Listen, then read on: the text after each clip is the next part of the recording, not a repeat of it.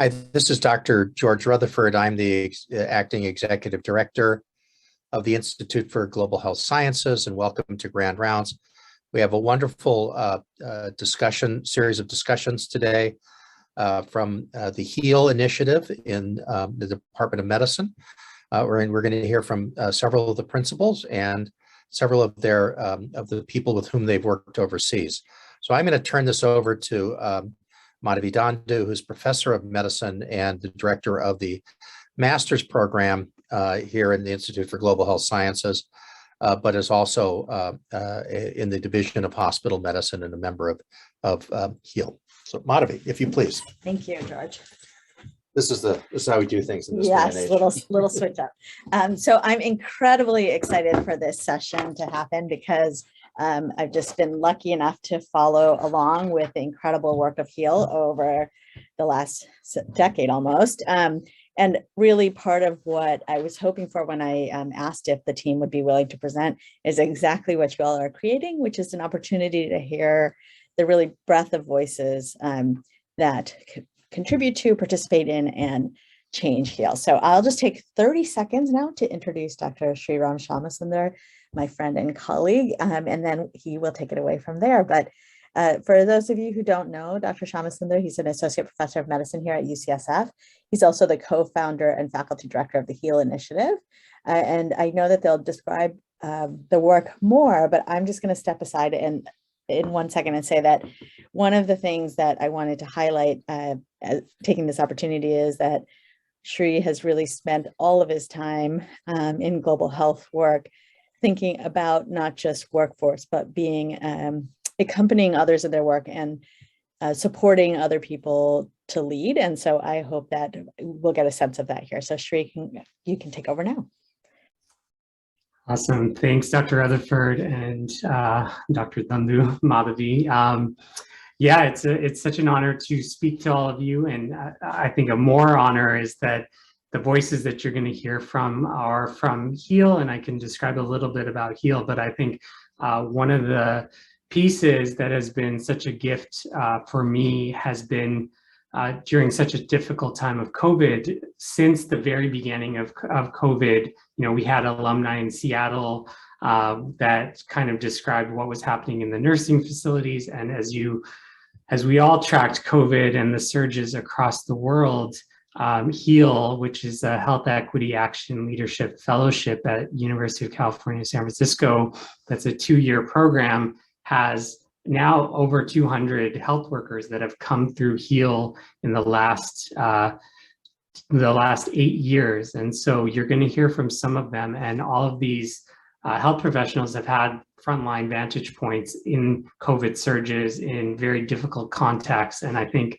as we talk about decolonizing global health, as we talk about the kind of work we want to lean into, hearing from these voices is a great privilege of my career and working alongside with them. And so I'm going to keep my comments very brief, and then I'm going to pass it over to Dr. Begay, and I'll introduce some of the other speakers as we go forward. So I'm going to share my screen right now, and hopefully you all can see that.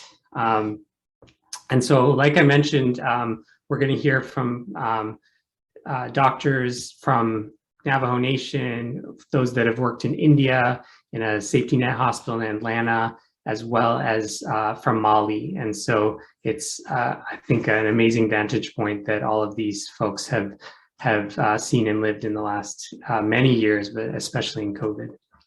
And so just to describe HEAL, it's really about how do we serve marginalized communities, resource-denied communities across the world, and get better at doing it together. And so these are the sites that we work in, and we've worked extensively in Navajo Nation for the last several years, and you'll hear from Dr. Begay.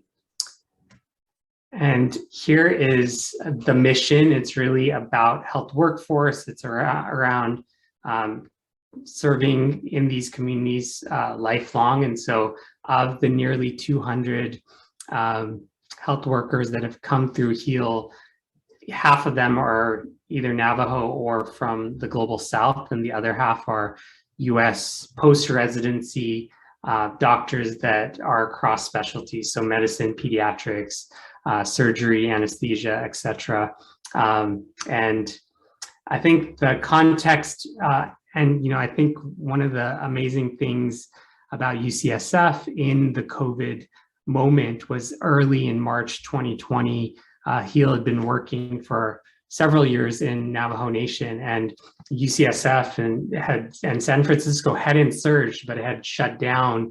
And so there were a lot of nurses that were interested in how do we really do something meaningful and commit to solidarity in a meaningful way. And there was already many generations of alumni, HEAL alumni, relationships that had been built up in Navajo Nation, including Dr. Begay. And there was, as is very typical in Navajo Nation, a workforce shortage, and they especially needed nurses to lean in that moment. And so we had nearly 50 nurses and some ICU doctors over 3 months that were sent from UCSF over the months of like April 2020 to July 2020. And so that was, one thing that I think UCSF is and should be quite proud of, is like, how do we really walk the walk and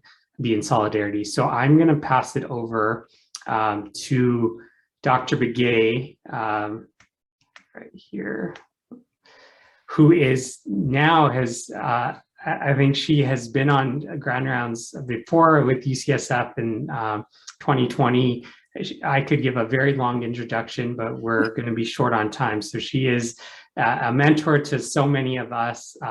She's now works for HEAL after 21 years working at the Indian Health Service in Gallup, and is an inspiration for a lot of us. So I'll pass it over to her, and she will lead the next comments until we go to Youssouf after that. Good afternoon.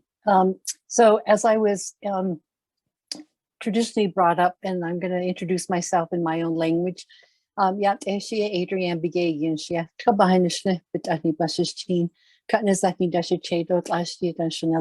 I'd like to thank Shri for the introduction, and also to all of you for listening regarding our experiences during COVID, especially in the communities that we serve. Next slide.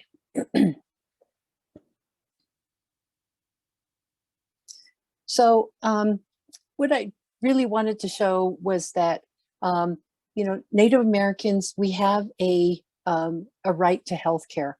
And this is on the basis of treaties, executive orders, legislation. But one of the issues we run into is what I've heard the term political determinants of health, because our healthcare is so entwined in the political system that when you look at our the expenditures for Indian Health Service, we fall greater than 50% than beneficiaries of Veterans Affairs, beneficiaries of Medicare, Medicaid, beneficiaries of employee or private insurance recipients. And then even like for federal employees, we fall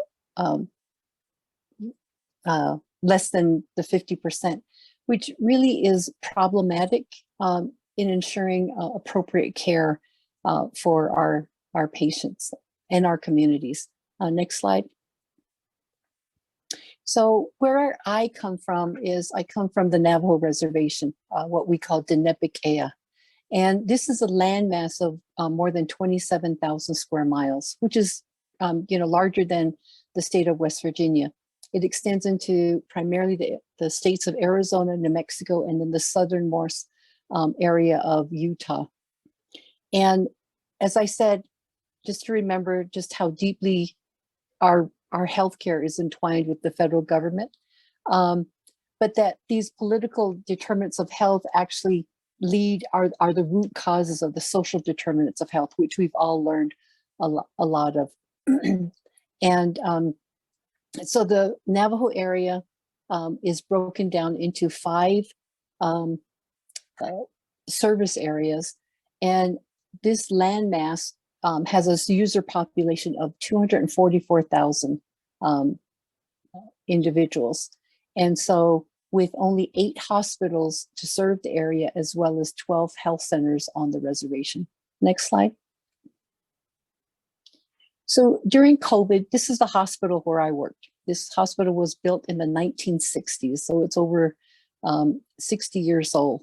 And the infrastructure within the hospital, a lot of it is over 60 years old. And this is about the average age. They say the average age of a lot of the Indian Health Service facilities and tribal facilities are probably about 40 years old. And so a lot of the rooms that we had were not set up for, not all rooms were isolation rooms, negative pressure rooms. So a lot of things had to be done in order to make sure that we could take care of the COVID patients that we had coming to our facility. Next slide. So some of the things, one of the biggest things we had to do was we had a small ER. We had an 8-bay ER, but with the COVID surge that we had, we couldn't function with that. So we actually, because all of our outpatient clinics closed, we had to convert some of our outpatient buildings to part of the ER. Our pediatric building was converted to a low acuity ER. Our ER triage had to be moved outside into tents. This was at the very beginning. As the months went on, we had larger tents that were used, and we actually had a DMAT ICU tent that was brought in and set up outside the emergency room. But a lot of changes had to go on during this time. And although we are no longer in a surge, a lot of things still have not converted back to where the emergency room is all located in one area. We still have the outside kind of the tent area in some places. So next slide. But during March 2020, the Navajo Nation had the highest rates of COVID per capita. Our reservation was locked down, and very strict lockdowns were had to be done in order to protect our patients, our communities, especially our elders, who, and one of the things, we were all taught the prevention of COVID, social distancing, wash your hands, isolation, but that was very, very difficult in areas in which our community, our culture believes in multi-generational homes, and about 30% of our homes within the reservation do not have running water. So individuals have to transport their water to and from major areas.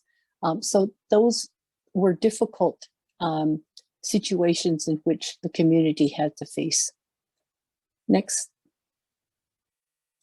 And this just shows that from March of 2020 to January of 2022, in the mustard colored line, you can see that American Indians, Alaska Natives had the highest weekly caseloads of COVID for a long time, up until I think it was December of 2021 when our numbers finally were not hitting the top. Next. And this is the weekly deaths per 100,000. And again, that mustard colored line says a lot about the disparities and the things that we faced during the COVID surge. Next.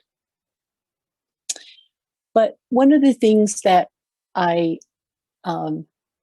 which is, the advocacy and the support that the communities gave to us as healthcare workers and that we gave back to our community comes under the concept of our teachings, something that we call Hojong, and that means that it will be with beauty again. and that there's always a level of optimism, always a level of hope in that things will get better. And now we find ourselves, I just got my second booster today. And so, you know, there's that hope that we have. And one of the good things about our community within Navajo area is that we have the highest rate of vaccination for COVID in our communities. And we still are having cases, but it's nice to see that, you know, we came together, we supported each other and made sure that especially our elders were vaccinated, and now working on the fact of making sure that they're getting their second booster, and then now the children, making sure that the children are getting vaccinated. So next slide. And again, these are just the success with our COVID vaccine. And a lot of it has to do with the stories that we had to rely on. How do we get, because there's such a distrust sometimes with the medical community, with the federal government. How do we use that to our advantage so that we can get our people vaccinated? And as Native people, we are storytellers. We have knowledge keepers who tell us things that we need to do. And one of the things was our twin warrior stories, in which they helped so that we made sure that we relied on these stories to make sure that we got our individuals vaccinated, and then that our communities are safe. So, and that is, I am going to now transition to Youssouf, who will take over. Awesome. Thank you so much, Dr. Begay. And I wanted to briefly introduce Dr. Youssouf Keita, who is going to speak to us about the work with Project Muso and in Mali. So he's going to speak in French. I think the work of Project Muso is really phenomenal. And so anybody who doesn't know their work with child mortality, under 5 mortality, and community health workers is, and Ari Johnson, who is actually on faculty at UCSF, helped found the program. And then Youssouf is the Director of Innovation and Training. He received his doctorate in medicine in 2011, and was born and raised in Bamako, Mali. And so we have the gift of hearing from him. And Dr. Patrice, who's also a HEAL Fellow, will be translating for him. So I'll pass it to you, Youssouf. Okay, merci beaucoup, Sri. Merci beaucoup à tous. C'est une grande joie pour moi de rejoindre cet appel en tant que panéliste. Alors, moi, je suis Youssouf Keita. Je suis médecin de formation et j'occupe le poste de directeur du département innovation et formation chez Muso. Alors, Muso est une organisation internationale qui a pour mission d'éliminer les décès évitables dus à la pauvreté. Et cela en développant et en implémentant des soins de santé proactifs depuis la communauté à travers les agents de santé communautaires. À côté, n'est-ce pas, de cette implémentation directe, nous apportons une assistance technique à l'État, d'où cette présentation qui est là. Au jour d'aujourd'hui, Muso est basé dans 3 pays, dont 2 pays d'implémentation, à savoir le Mali, où nous servons environ 400 000 personnes, et en Côte d'Ivoire, où nous venons de commencer à servir 7 000 personnes, et nous planifions, avant la fin de l'année 2020-2023, n'est-ce pas, de servir environ 310 000 personnes. Chapeau. Slide.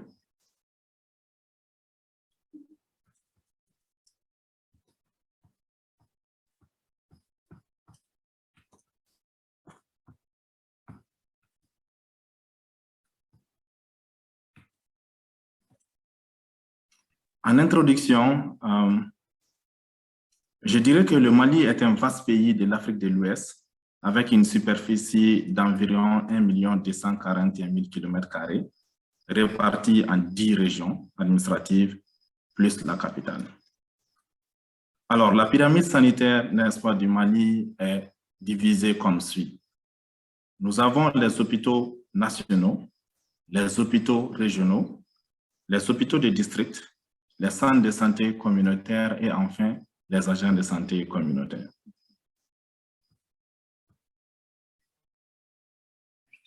Back, please. Yes. Thank you. J'attends un peu Patrice pour la traduction. Patrice, no worry.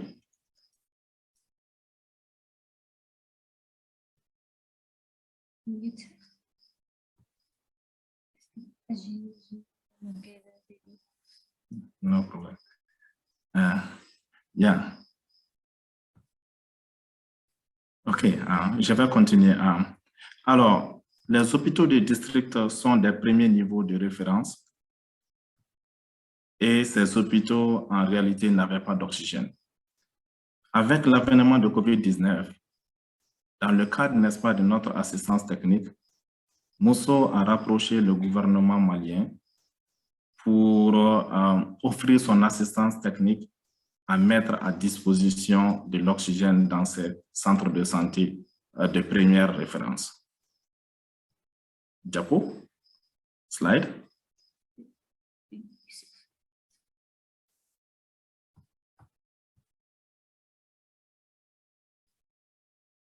Avant de continuer à présenter ce projet d'accès à l'oxygène, je voulais vous partager d'abord cette diapositive qui est en réalité une diapositive qui résume, n'est-ce pas, l'impact de Mousso au niveau, n'est-ce pas, de ces sites d'intervention.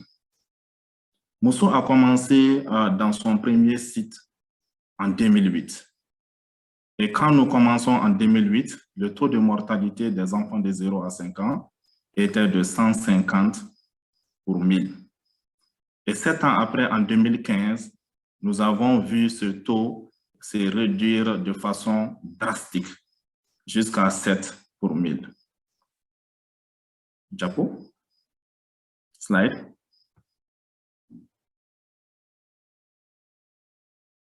Alors, ma présentation proprement dite aujourd'hui va se porter sur notre projet d'assistance technique à l'État malien pour l'accès aux soins, pour l'accès à l'oxygène pour les patients nécessités.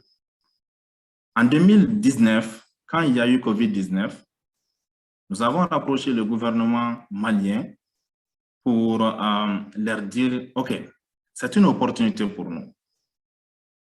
COVID-19 est arrivé, il y a une incertitude. On ne sait pas comment la situation va se passer, mais nous pensons qu'au niveau des premières références, il faut de l'oxygène. Donc, avec le gouvernement malien, nous avons travaillé et la chose la plus importante dans ce travail est cet aspect de dessin. Comment nous avons procédé pour y arriver? Alors, nous avons mis en réalité notre objectif au centre, n'est-ce pas, de notre intervention. Et notre objectif était d'avoir de l'oxygène pour les patients dans les 70 districts fonctionnels du Mali et dans les 7 hôpitaux.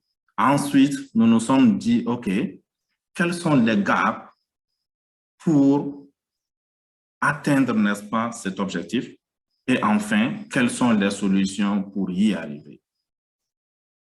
C'est avec cela que, avec le gouvernement malien, nous avons identifié comme gap, entre autres, la maintenance et la réparation, n'est-ce pas, des concentrateurs, l'insuffisance d'équipement, l'insuffisance de formation du personnel.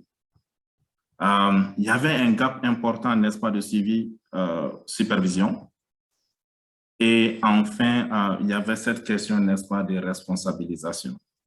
Et pour chaque gap, nous avons travaillé profondément pour identifier les solutions idoines pour y arriver. Alors, je vais juste résumer cette partie pour dire que le dessin, en réalité, des interventions est très important. La preuve en est que Mousso n'est pas la seule organisation qui a soutenu le gouvernement malien dans le cadre de l'accès à l'oxygène.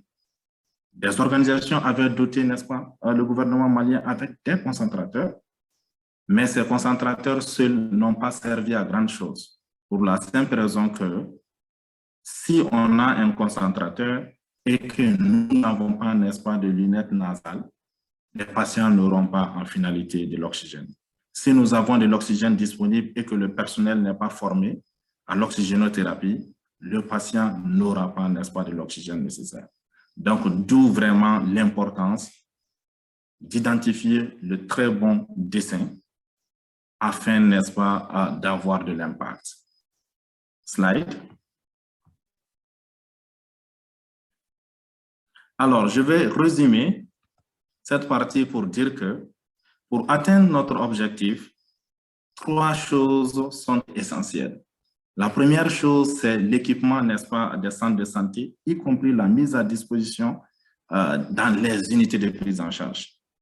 Il est important, n'est-ce pas, quand on donne des équipements à une structure sanitaire, qu'on se rassure que ces équipements ne sont pas restés dans les magasins, qu'ils sont dans les unités de prise en charge afin que les patients puissent bénéficier de cela.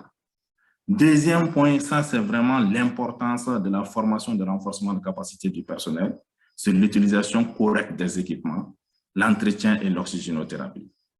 Même si nous avons, n'est-ce pas, de l'oxygène, si le personnel n'est pas formé, n'est-ce pas, à pouvoir mettre à la disposition des patients de l'oxygène avec la posologie normale, cela ne va servir à grand chose. Et enfin, il faut mettre en place un système de suivi pour l'appropriation et la pérennisation des acquis. Slide. Alors, sur cette diapositive, je vais vous parler brièvement des résultats. Sur cette carte, vous allez voir marquer les points, c'est-à-dire les 62 districts, n'est-ce pas, fonctionnels du Mali avec de l'oxygène et les 7 hôpitaux régionaux. Aujourd'hui, là où je vous parle, l'oxygène est disponible, n'est-ce pas, pour tous les patients dans ces 62 districts et 7 hôpitaux du Mali. Et cela pas seulement pour COVID-19, mais aussi pour tout besoin, n'est-ce pas, d'hypoxémie pour les patients. Slide. Alors, en conclusion, je dirais que l'oxygène doit être aujourd'hui considéré comme un médicament au même titre que tous les médicaments essentiels, comme le paracétamol, comme de l'amoxicilline. Il est important d'avoir le meilleur dessin, n'est-ce pas, pour une réussite, n'est-ce pas, de toute initiative, surtout une initiative, n'est-ce pas, de mise à échelle. Et enfin, il faut noter que l'implication du gouvernement à toutes les étapes du processus est essentielle. Et je vais terminer pour dire que la prise en compte des gaps est une obligation. Je vous remercie. Thank you so much, Youssouf. Such incredible work and such important work in Mali. And thank you for sharing it with us. And thank you, Sangeeta, for translating in the chat. Hopefully you all were able to follow along in the chat. And please click on the chat if you can to hear or understand some of Youssouf's comments if you don't speak French. Next, we have Dr. Agarwal, Anup Agarwal. He was a fellow a couple of years ago and split his time, spent some time in India and rural Chhattisgarh, as well as in Liberia.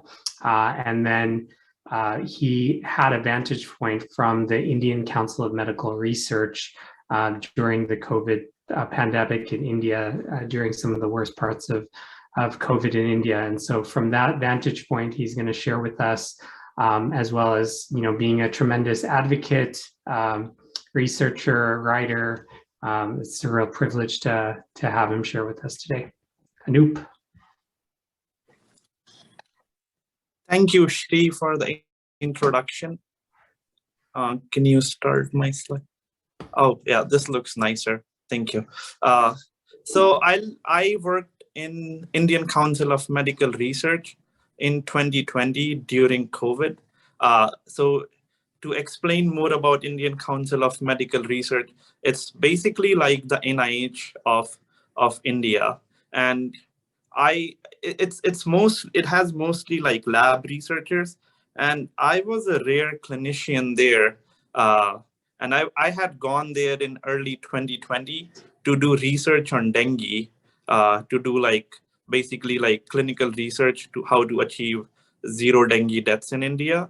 Uh, and then when COVID happened, I was thrust into this like COVID work and mostly policy work in like March 2020, which was not my area of expertise. I've never had any like research training. I've mostly been a clinician. So like I'll talk about what I did from there on, from the point of convalescent plasma, mostly, and to explain like how I did some advocacy there. So next slide. No, yeah. So so like how so like LMIC like India, or like any like low and middle income country, say like you were the policy maker in March 2020, what will your priorities be, right? So these will be the priorities. First will be scale up testing, because that was the mantra at that time. WHO was saying test. In Jan 2020, India had only one lab which could test for COVID-19. Today, they can do more than 1 million tests a day. So like scale up testing, scale up health infrastructure, right? We need quarantine facilities. We need to train our healthcare infrastructure. As Youssouf said, we need oxygen across all the facilities. So like augment capacity, both in primary care, tertiary care, scale up surveillance. So like to assess like what is the number, what is the prevalence countrywide. And later we learned that we need to do genetic surveillance. And then basically administrative capacity, very important, right? Both in rural areas, urban areas, the more decentralized it will be, the better it is. And then establish a continuum of care, and then do some research for vaccine development. I mean, if you look at these 6 points, this basically covers most things that any country should be doing in COVID-19. And India did not so good in some aspects. We did well in some aspects. Next slide.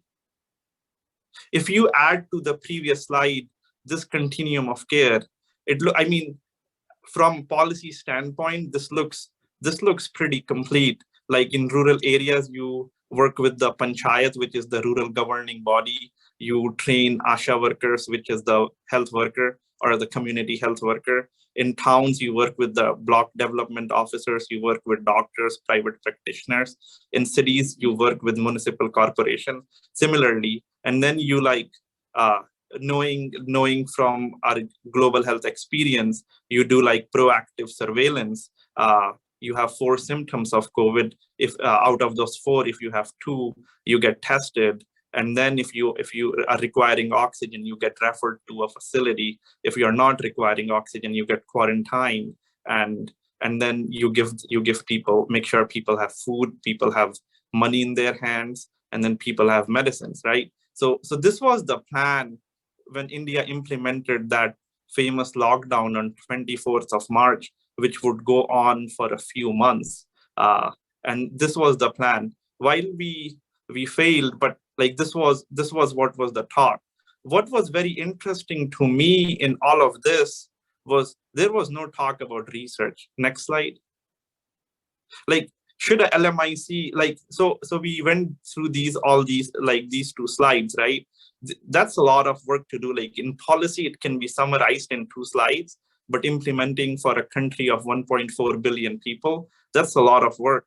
So like, should we be thinking about clinical research? Should we not be thinking about clinical research, right? I mean, we have limited money, limited resources. So, and I was working at ICMR, Indian Council of Medical Research. So like sitting at NIH, would you be thinking about clinical research when COVID started, or no, right? So let's look at how does LMIC do on health research. Go to next slide. So like mostly, if you look at research in the global South, right, it's traditionally done in collaborations or partnerships in the global North. When COVID-19 started, there were no partners, honestly, in research. Everyone was hustling for their own problems. People were busy with their own issues. Like, so there were no partners at that time, especially in 2020, March, and then most studies, if you look, they're done to solve contextual problems, right? Like people either will do like malaria-based research, diarrhea, pneumonia, HIV, TB, guinea worm. So like things that are traditionally pejoratively called as tropical medicine, right? But like we don't look at like staph or strep or like all those other things, right? Or we would do like say like basic NCD research, like diabetes, hypertension, and you add like how do community health workers provide diabetes care? How do community health workers provide NCD care? Or you look at like M health and NCD care. So you look at like these are like we don't like discover metformin, right? We don't discover we don't discover like newer drugs. We do mostly implementation research traditionally. If there is a question that plagues both the global South and the global North, mostly the research is traditionally done in global North, with exception of China in the last few decades, right? Before that, but so like with this context, and given like so much implementation to do that, I summarized in 2 slides, or at least I tried to summarize in 2 slides. Should we have a research agenda? Should we not? Next slide.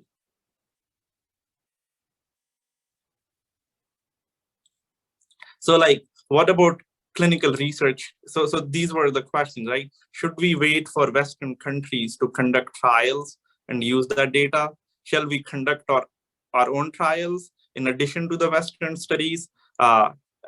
Because like vaccines we were doing, but other things we were not. So like, but like for me, the most important thing was remdesivir. We know today like works minimally or doesn't work, but like say a Paxlovid or a molnupiravir, they do work somewhat. And then or like the steroid trial, right? So clinical trials were an important tool, not only to examine, but like if in RCT, at least 50% of the people would get a potential life-saving therapy during this part of the pandemic. So for me, it was very important that we did trials. Next slide. So like, I mean, Gilead was not going to come and give us remdesivir to do the trials. So we were waiting for the voluntary licensing. But like there was one option, the plasma, right? I mean, that was one option that we always had, and we could like do a trial on that.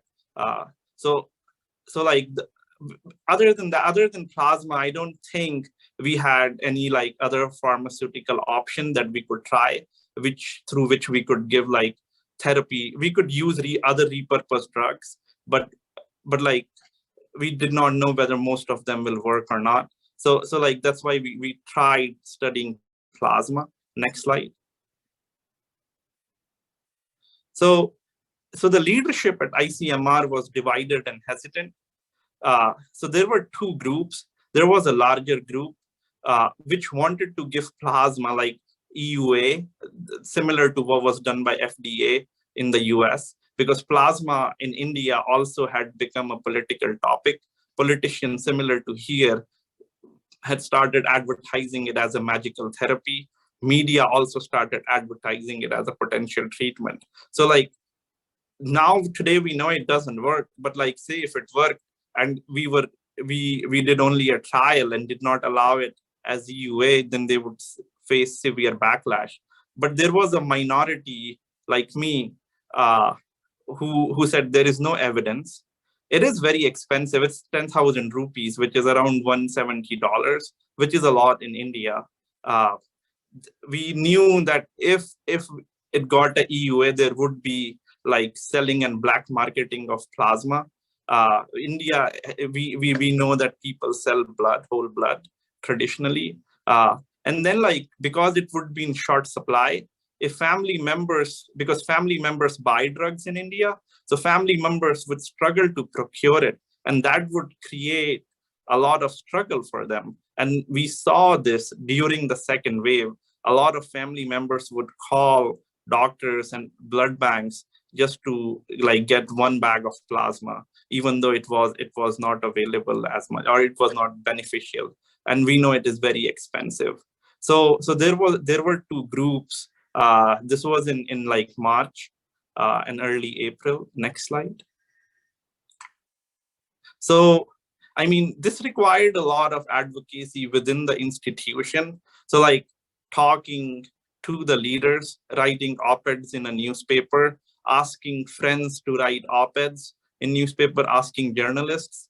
And then finally, we convinced them that we should do a trial and we shouldn't allow a EUA. However, the leadership gave in June 2020. And then they said, basically, people can give it if they want, but they don't recommend it.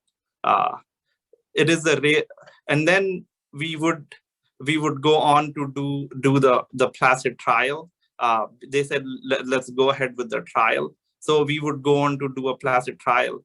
This was a rare example where like there was a question both Global North and Global South were seeking the answer for. And for me, like I learned it like this way, that like this was a rare example where a trial was completed in like Asia, or like in the Global South, which is traditionally called before the Global North. The trial completed in September 2020. Next slide.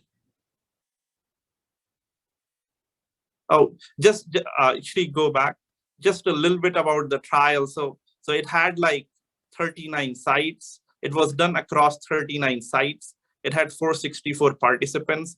It was a multi-centric randomized controlled trial. I mean, I'm not a researcher. I don't have any research experience, but I kind of like coordinated the whole trial and coordinated across 39 sites. And I can share a write-up that I did on like how we did this trial, because we felt this was very different from most other trials in the way it was done. And then I can paste it in the chat when I'm done talking.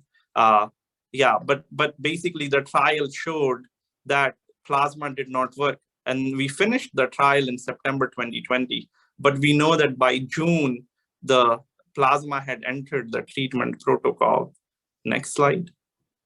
So again, like this would require to like a lot of advocacy to get plasma removed from the national treatment protocol. And the reasons we know why we wanted it removed, because it did not work. It was very expensive. Family members would struggle to procure it. And there was like black marketing, which did happen eventually. So like, in addition to just like disseminating the trial results, it was published in BMJ. But like, I made in this journey friends with a lot of journalists. And then we told all those newspapers to write about the trial again and again, to be like, question, why is it in the treatment protocol? We collaborated with a lot of like civil society members and academics, and they like wrote a letter to the health authorities. We advocated with the authorities at ICMR, and finally it was removed. It's not only like that it veers away from evidence-based treatment, but the more important thing is it's very expensive. It's good for the hospitals, because in India, there a lot of payment is out of pocket. So it's good for the hospitals to make money, but it's very hard for the patients to pay for it. So yeah, so finally it was removed 8 months after all the advocacy. Yeah, that's all. Thank you. Awesome. I had a slide for, oh, here he is. Next, I'll pass it to Abhi. I'll keep the intro short because we're running short on time, and hopefully we'll have time for 1 or 2 questions. He is a former fellow, HEAL alum, now on the steering committee of HEAL, and as just an incredible advocate for marginalized patients, and excited to have you hear from him today. Great. Thank you, Sri, for that introduction. So like Sri said, I work in Atlanta now at Grady Memorial Hospital. It's a county hospital, safety net of Atlanta. And one of the things that I was very interested in, and it's not really specific to COVID, but people experiencing homelessness is a population that I have found that I could be helpful to.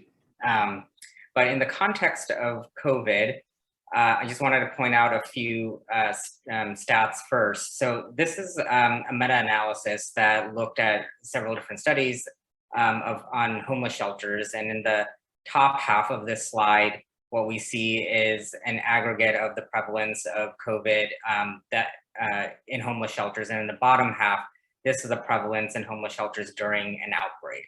So in normal or like non-outbreak times, the prevalence is about 2% amongst the population of people experiencing homelessness, but during outbreaks, it can go up to 31%.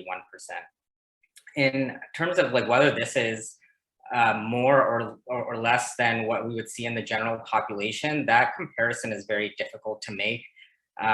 Getting stats on what the prevalence of COVID is in different populations, there's just so many confounding variables, and like when the studies were done, whether there were outbreaks, what the population density is, if it's a congregate living setting. And so I couldn't find any direct comparisons to say whether or not the numbers here were higher than expected.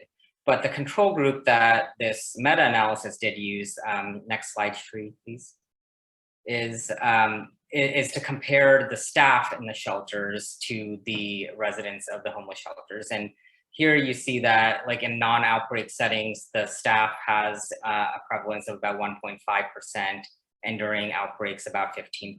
So the staff in the homeless shelters experiences COVID about half as much as the residents of the homeless shelters do. So and the hypothesis is that there is multifactorial why the residents experience that more. One is that they face the burden of a congregate living setting more than people that just work there. They're actually there overnight. They have to sleep next to people that are coughing. There isn't really any protection from other people or having the ability to isolate. If you're a staff at a shelter, or even like if a healthcare worker is being staffed in a medical setting where we're exposed to patients with COVID, we have the ability to protect ourselves, but the residents of these shelters do not. Next slide, please. And so because of that, and I think that we recognized that this was going to be a problem in March of 2020. And there was a concept that that I had heard about or learned about actually from one of my HEAL colleagues, Bassem Ghali, who I believe is listening in on this call.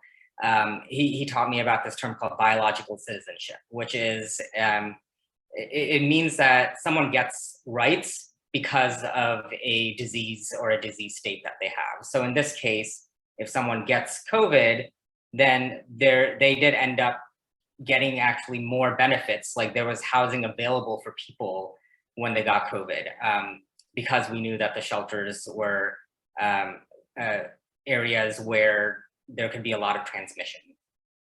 One of the pieces of advocacy that I like to use is that you can't ask someone to shelter in place if they have no shelter. And so this is a banner that someone had put up, so you can't stay home if there is no home. In response, this is Project Room Key is something that the state of California instituted to tackle this problem, which is to use all of the empty hotel rooms, because tourism was cut down so much, to house people in those rooms temporarily. There's a lot we can discuss about whether it was effective, whether the governor or the mayors did enough, but at least it was there. They were doing something in that process. So in Atlanta, we had a similar thing to Project Room Key as well. We had COVID hotels, and I know in Gallup, New Mexico, there were also hotels that people used for people that were COVID positive, or people that needed a place to isolate if they had family members that were elderly or vulnerable, and they didn't want to expose their family members to COVID. So there are several different places in the country it had similar ideas or objectives. Next slide, please. But what I think this brings to mind, and is that homelessness is not only a problem during COVID. Yes, it came to the forefront during COVID as a special population, but these populations exist regardless of COVID. And I think we see some of those same themes in all of the 3 other talks that we just heard, like when Adriann was talking about the poor funding at IHS, that happens pre-COVID as well. When Anub was talking about research being predominantly done in the global north without the input of the global south, that was pre-COVID as well. When Youssouf was talking about needing to set up delivery systems for oxygen, that is certainly helpful for COVID, but like he mentioned, that's also a non-COVID need as well. And so like that, homelessness is obviously also a need regardless of COVID. And so this slide just shows like all the different housing modalities there are for us when we're discharging someone from the hospital. So if someone is experiencing homelessness, oftentimes we send them to a shelter, but there are many different other modalities that we can send them to. So there's transitional housings that can be for about 90 days. Usually there's also a recuperative care, which is even less. It's about a 30-day program where someone can just get back on their feet while they're recovering from illness. There's personal care homes that's more long-term. This is for people that you don't expect to be able to return to an independent living and is going to need supervision. And then you also have nursing homes.